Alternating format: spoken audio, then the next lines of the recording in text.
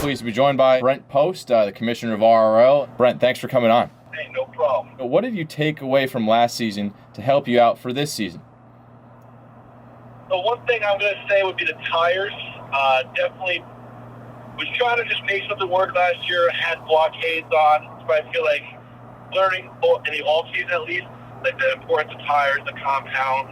I'm kind of going to apply that knowledge from off-season and the end of last season to really hopefully put down some more consistent lap times. Based on last season, what racer surprised you the most? Surprise-wise, I'm going to have to go with Luke. I mean, he had a brand new car, never drove it.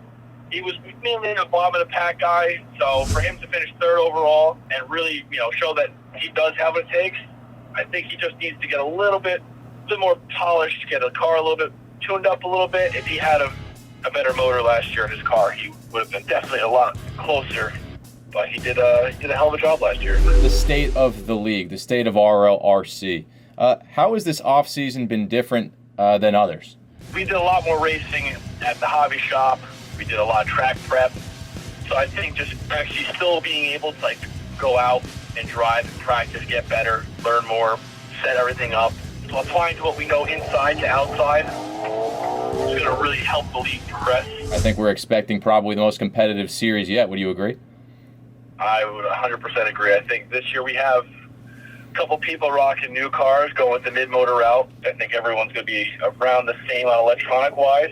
There's not going to be any really non-competition like electronics in anyone's car. I think it's pretty much top-notch. What league changes can we expect for 2021? Rule-wise, there's really not going to be any change in that. We are going to implement a 17.5 Stock Buggy class, as well as the two-wheel drive mod short course. So we're going to have the second class to kind of just to switch things up a little bit. But we're also going to have a lot more features. So we're going to try to make it a little bit more difficult this year. Sounds like it. And talk about making it more difficult. How about a 10-round series that we're proposing? It'll definitely make for an interesting series. Like last year, only 4 races. You mess up early, you're done. I had my mess up in week 2, and it was costly. Had no time to come back. Sure, and that kind of leads me into my next question here. Looking ahead, how do you feel last year's second-place finish can change your trajectory of this season and your overall racing career with RRLRC? I don't think it's going to change much. I mean, you beat me fair and square. You're not an easy person to race against, but now I think with the competition level that we're expecting, people with new cars, drivers who have, proper machine that they're using, I can finish maybe even 4th, maybe off the podium with some of the people that we have out this year. What racer are you especially keeping your eye on this season?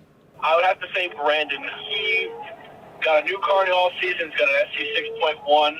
Same electronics that he was running in his Flash before, but it is a night and day difference between cars. He's getting his lap times more consistent. He's putting down really solid fast laps just from indoor. He does not leave a lot of doors open, so if he gets in front of you, it's not going to be the easy time to get ahead. And I think that he's going to be a force to be reckoned with outside. What are your bold predictions for the 2021 off-road racing series here? The top 2 last year, we could see one of the 2 slipping down as low as 4th or even 5th. Wow. So I think that the top 5 is going to be very close.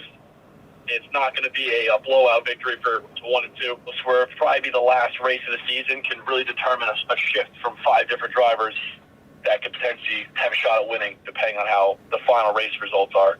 That's definitely a bold prediction. That pretty much wraps it up for the question section here, Brent. Thank you so much for your time. I look forward to seeing you out there on the track on that Sunday in May there at NR Extreme Speedway, completely revamped. Yeah, likewise. I can't wait to get out there and see what we got this year.